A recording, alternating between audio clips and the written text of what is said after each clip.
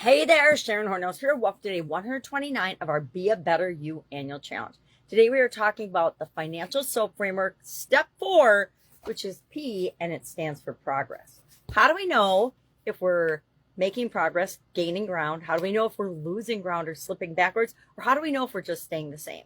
Well, we have to find ways to measure our progress. That's why P stands for progress. So I'm going to talk about the 7 most common key financial indicators, kind of like key performance indicators in business, but key financial, the things that we look at with respect to our finances that are most common. You can choose other things, but these are the most common things that people use. I'm going to talk about 7 of those, and then I'm going to talk about 4 steps after I give a couple of examples of how people apply these. 4 steps to how you can do it for yourself in your life today. It's basically just answering 4 questions for yourself, 4 simple questions. Can take less than a couple of minutes. So let's grab my magnifying glass and dive right in.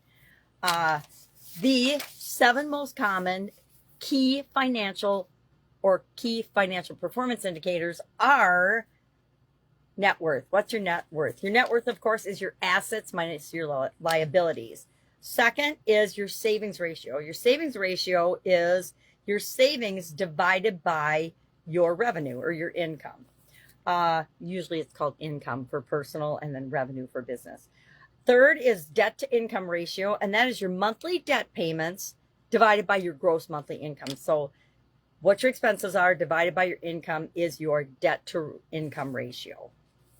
Cash flow is income minus expenses. If you're in business or have ever had a business, you know all these indicators. If not, it might be a little bit more challenging for you to use them or do them, especially if you didn't have any finance or any accounting or anything in high school or college. But it's easy. It's all online now. You can just plug the numbers in. You can get an app that does all of this for you. Emergency fund ratio, that is your savings divided by your monthly expenses. So whatever your savings are divided by your monthly expenses, which we should know anyway, gives you your emergency fund ratio. Or you can just keep track of, I like to just keep track of how much money do I have in my emergency fund. I don't turn it into a ratio because to me, it's the hardcore dollar amount is easier to understand than creating it into a ratio. That's just my brain. 6th is investment growth rate. How fast are your investments growing? Or are they growing? Again, I just like to look at the number and make sure it's going up.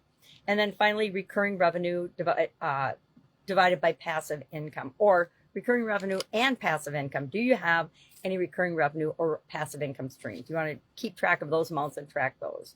So those are 7 or 8 of the most common key financial measures or indicators that you could track or pay attention to as part of progress, making sure that you're making progress and creating and getting the financial thing that you want. Now, you have to look at and decide which indicator is appropriate for the goal that you've set or for the area that you're struggling with that you want to improve. What makes sense for this? If it's to get an additional income stream, you're not going to track expenses necessarily. You're going to say, okay, what's the income stream and how much is it bringing in? So you do the thing that makes sense for you. So let's look at a couple examples of this. Jasmine was living from paycheck to paycheck and she wanted to create security in her life. So her goal was to build a $10,000 emergency fund and get 3 months ahead on her bills. Her key indicators that she tracks are monthly savings rate, emergency fund balance. See, she looks at the whole number too. And then monthly fixed expenses. What expenses is she going to have every month, no matter what? Tracking progress. Jasmine uses a simple spreadsheet with automatic formulas. I highly recommend that. It's a great place to start. She monitors her monthly savings rate, aiming for at least 20% of her take-home pay. Each month, she records how many months of expenses her savings could now cover. Once her emergency fund reaches 3 times her monthly expenses, she shifts her focus from her emergency fund to investing because she figures 3 months is enough to cover her. Progress tip, Jasmine uses a budgeting app that integrates with her accounts so that her metrics are automatically updated for her and she gets the information. She has something she calls Financial Review Fridays, and every Friday she looks at her financial situation, her key performance indicators for her key financial indicators for her. Then Omar, he's paying down debt strategically, and his goal was to pay off $15,000 in credit card debt and personal loan debt in 18 months. His key indicators that he tracks are total debt balance, debt to income ratio, DTI, and monthly payment progress, which are all good things for him. And they're specific to his goal, unlike, and also like Jasmine's were specific to her goal. I think it's Jasmine. I don't remember now. Yeah. Too many people, too much time. Tracking progress. Omar created a debt payoff tracker using the snowball method. He's using the snowball method. We've talked about that before, but we could talk about it this month too, if anybody wants to. Each month he enters new balances and watches the DTI ratio fall as his income stays steady and debt drops. He uses color-coded visuals to stay motivated. Green for paid off accounts, red for active ones that he's working on. He also, as a progress tip, celebrates each $1,000 milestone that he pays off to keep him motivated and working toward his goal. We got another example, but I'm going to skip it because I think 2 is enough. So how should you go about tracking your financial progress?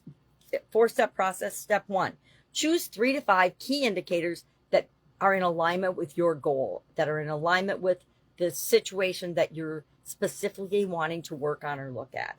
So you want to match them to your specific financial goal, and you want to don't overcomplicate it.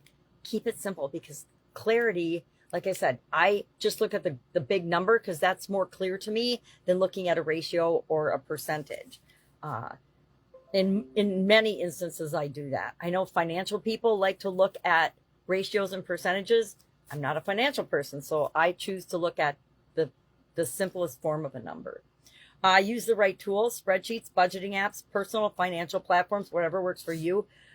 Set up your own Google Doc or something, or your Google Sheet or Excel, whatever way you'll track it. Or good old-fashioned pad and paper, right? Whatever works for you. But number 1, choose the indicators. Number 2, set up a tool to help you do it, or get tools to help you do it, or decide how you're going to do it. Set a tracking schedule. So schedule when you're going to do what. Like Jasmine does Financial Friday reviews. That I love that, right? And then she automated the process of getting the numbers, so all she has to do is look at them on Fridays. Weekly for cash flow and savings rate. Monthly for net worth, debt, and business revenue. Quarterly for investments and long-term trends, as an example. But you have to pick and choose what's right for you. And then visualize the journey is step 4. I always like to visualize and be grateful for what's working. Use graphs, charts, and color coding to see progress at a glance. I am a huge believer in colorful things because I can see at a glance what and how things are tracking. That's why I use different colors on my Lifeline, etc. And then print out a wall, or you could print out a wall tracker or a habit calendar and just keep track and use one of those tools as well. But do what's right for you. Know you're winning with evidence. Get the proof to document it and show it to yourself. And when you see it, be grateful for it and find ways to celebrate it. That is my advice on progress today. Love to see and hear what you do for progress. Share in the comments below so we can learn from one another. What are you going to track for this particular financial strategy or financial struggle or challenge that we're trying to overcome? Share in the comments below so we can learn from one another. Sometimes it's just faster and easier to say, okay, well, we're tracking the same thing. We're on the same improvement thing. What are you doing? This is what I was thinking about doing, and then talk about it with somebody. All right. If I can help you in any way, ask. Otherwise, have an awesome day, and I will, of course, be with you tomorrow.